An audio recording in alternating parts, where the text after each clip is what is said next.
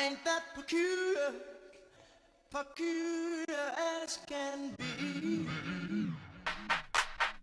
Understand me now, understand me now, understand me now, understand me now.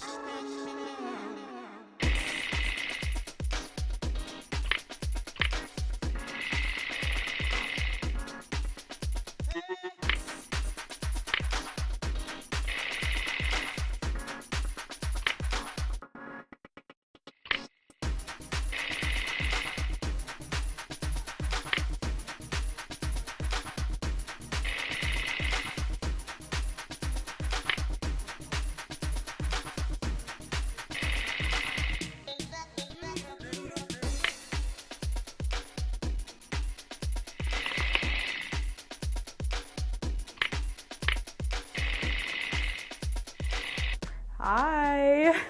How are you? I'm good. How are you? I'm good. Awesome.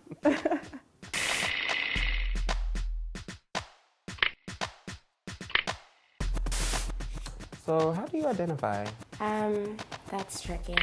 I'm constantly being asked to just try to sum it up. So if I had to sum it up in a box, I would say gay. I would say queer, but it's fun to identify as lesbian. So I identify as lesbian sometimes too. Whatever I'm feeling for that day. Like if it's a stranger on the street, I'd just say I'm gay. I wouldn't like bust out queer on someone because they won't know what the fuck I'm talking about. And growing up, I just always considered myself a dyke. And it wasn't until like college that someone told me dyke wasn't a good word. How do you define the term dyke? I eat pussy. Wow. I'm attracted to trans men. I'm attracted to cisgendered men. I'm attracted to femme women, masculine women, androgynous women. So I don't like to pigeonhole myself in terms of my sexual orientation. So what's your status? Are you taken or are you alone? I am all of, no, I'm just kidding. I am dating, I have a girlfriend. I am married. I thought you'd definitely ask about the divorce. Anyways, I don't want to talk about the divorce right now. But currently, I am dating. I'm dating. Why are you blushing? I don't know. I'm in an interesting situation. I'm single, but I'm obsessed with someone else. I have a life partner, but I'm single. I'm sorry. So how do you like to go to parties? Attached or solo? Going single might just be good, but once everyone had a couple of these, it's like, yeah, I want the person who I would want to be fucking right now or at the end of the night. So I don't know. I go single or I invite the closest person I'm dating, have a good time, dance my ass off. I love to freaking dance and really enjoy the freaking night. Have you ever experienced jealousy at a party? Or has your partner ever been jealous of you? Sure, I mean, God. Okay, so Crystal and I have a particular type of relationship. We're non-monogamous. And so, yeah, jealousy comes up. And not so much when we're out together. Like, we're really good about just focusing on each other when we're out. But if we're dating other people, yeah, it can be an issue on both sides. So explain jealousy in a non-monogamous marriage. Non-monogamy is something really new to me. I had never had an open relationship before. So we've had an open relationship from the start. And it was something I had no experience with. So it's kind of it's taken some getting used to. We're each other's primary partners, and we try to keep our other relationships like strictly like friendly and strictly sexual, not romantic, and so that helps. But of course, you can't help who falls in love with you, and you can't help when you start to have feelings for someone. So we've kind of, learned to deal with that and how to manage that. But it's tough. It's not easy. Are you a flirt? I have to be in relationships with people who are really secure in themselves, because I have a really genuine interest in getting to know everyone I'm around, and lots of people take that in a way that I'm not intending for them to. Am I a flirt? No. I'm an awful flirt. Whenever I try to flirt, people just think I'm being nice. Okay, people would call me like a player. I'm not a player. I, once again, love to have a good time. I know how to flirt. If I have to engage in that in order to either get me a freaking drink for the night, I will flirt. So, whatever. I think I used to be a flirt. I can be a flirt. Crystal used to be a big flirt, and I've kind of trained her a little bit to behave when we're out, but she is very much like a Rico Suave Cuban dude in that way, but she's become better. One night stands. Are you guilty? Yes, I think so. I'm pretty sure. I mean, can they recur with the same person again, like another random time, or is it like? I have not. Yes. Is that good? You approve? Yeah, I have had a one night stand once, and I did use protection, of course. It was a very long time ago. Maybe I had a few. I don't remember. It's been a while. Yeah, of course, it's happened. God. That's sort of what's exciting about going out single, you know what I mean? It's like, what's gonna happen tonight? You know, but I mean, like, you know, we're girls, what we do. Like, we go out and we see what's out there and we explore. And if you happen to hook up with someone, then that's cool. And if you wanna take it to that level on the first night, then so be it. You gotta reap the repercussions. Are you aware of the type of protection that women who have sex with women use? Protection, like what, dental dams? Yes, honey. No, I actually didn't. I didn't even know that I was really supposed to be using protection. Like, I didn't. I'm grateful that nothing negative came of it. And since then, at least with my girlfriend, you know, we do use protection most of the time. No matter what we're, you know, when we're using something. But as far as dental dams, I'm not gonna lie, I don't use those. They're very odd, and it kind of doesn't get to the point, really, does it? So describe what a dental dam is. It's a fucking sheet of transparent colored rubber with powder on it for flavoring. Like, if I wanted that, I'll fucking cut up a latex glove and put some Kool-Aid on it. At least it'll taste better. Like, that's just stupid. Maybe somebody can improve that industry, that tier of the industry or some shit. More people would use protection. They could. I typically no. I shouldn't say typically no. The answer is no. I don't tend to have sex with people I don't have a relationship with or know really well. So I feel safe about that. And I was just tested, and the results are negative, so get tested.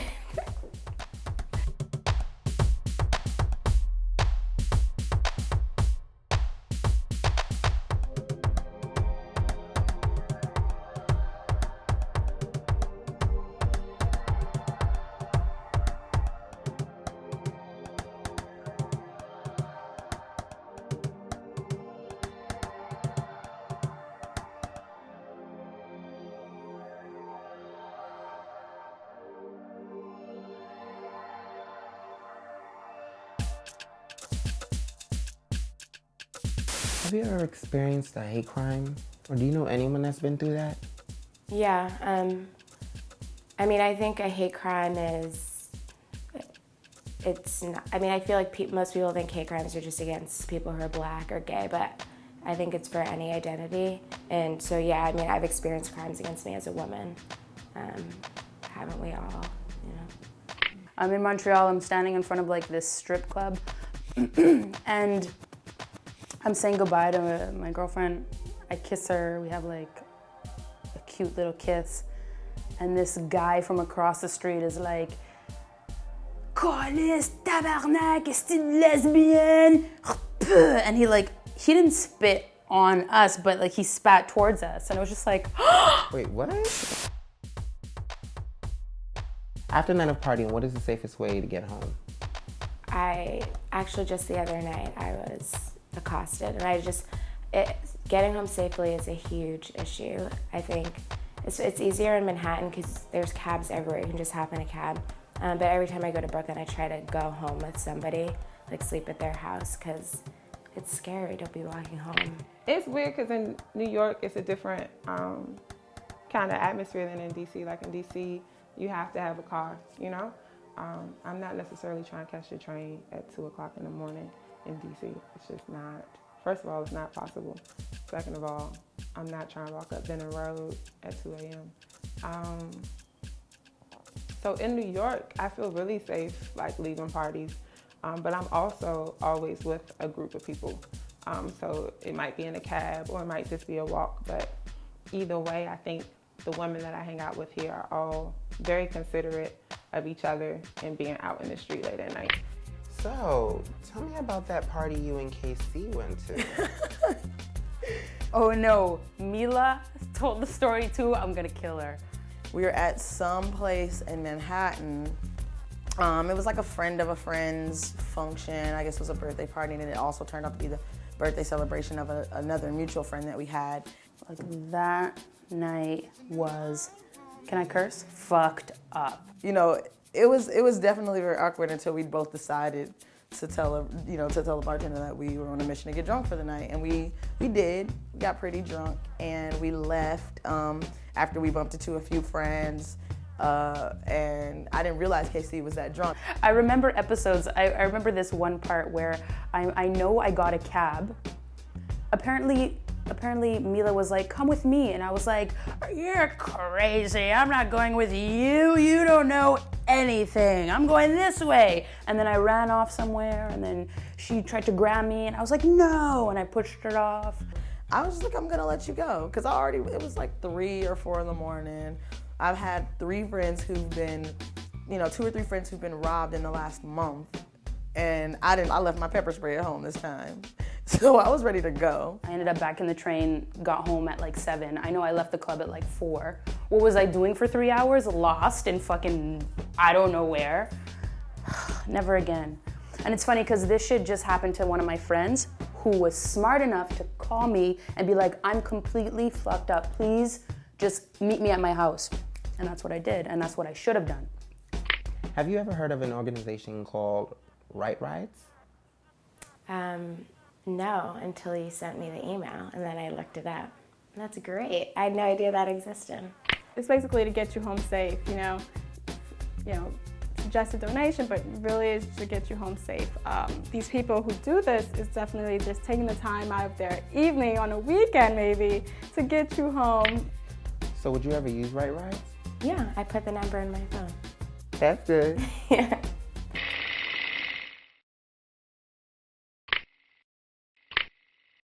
My name is Kimmy David, and I'm a Leo. Can you tell?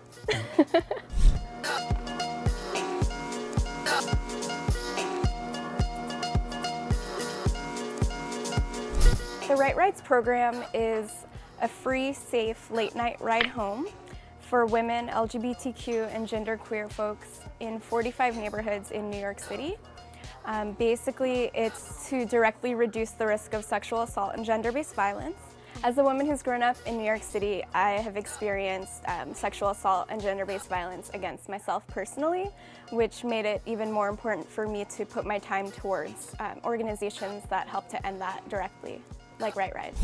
I first found out about Right Rides in 2005 when it first started. I was a native New Yorker with a driver's license, which is rare, and I thought this was an amazing way to get involved in the feminist community and in the anti-violence community. So our volunteers drive and pick up and drop off folks in 45 neighborhoods in New York City. We're sponsored by Zipcar, so all our volunteers drive Zipcars around. Some neighborhoods that we go to are most of Manhattan, lots of parts of Brooklyn, including Crown Heights, Prospect Heights, Greenpoint, Williamsburg. We also go to the South Bronx and many neighborhoods in Queens, including Sunnyside, Woodside, and Astoria, and Long Island City. If you are interested in volunteering, you just need to go through 2 one-hour training sessions, and basically after that you'll be ready to start driving or navigating, and you can sign up to volunteer through our website.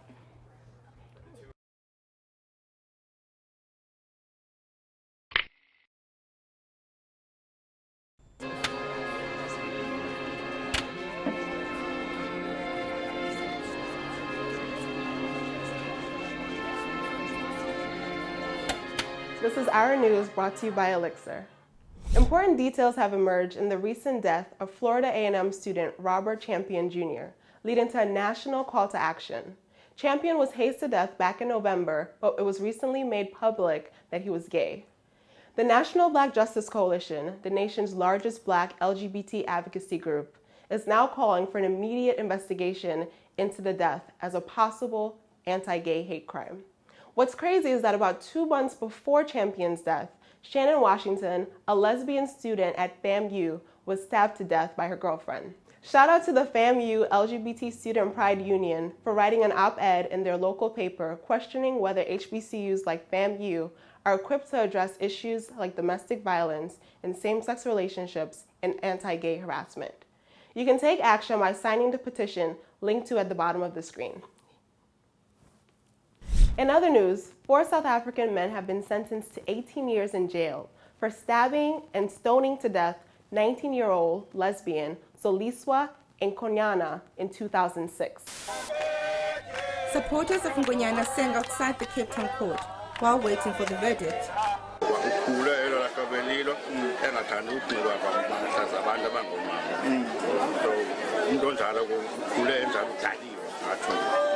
This is huge because a lot of these cases often go unreported and unsolved. Since 1998, over 30 lesbians have been killed in South Africa as a result of so-called corrective rape. Some estimate that at least 10 lesbians are raped and assaulted each week in Cape Town alone. Hopefully this sentence is a sign of things changing and justice finally being served. On a lighter note, the movie Pariah has been scoring numerous award nominations. The film recently received a whopping 7 nominations for the NAACP Image Awards. Pariah was also nominated for a GLAAD Media Award and Outstanding Film Limited Release. Despite this widespread acclaim, including a shout-out from Meryl Streep in her Golden Globes acceptance speech, the film did not receive 1 nomination for the Oscars. But are we really surprised?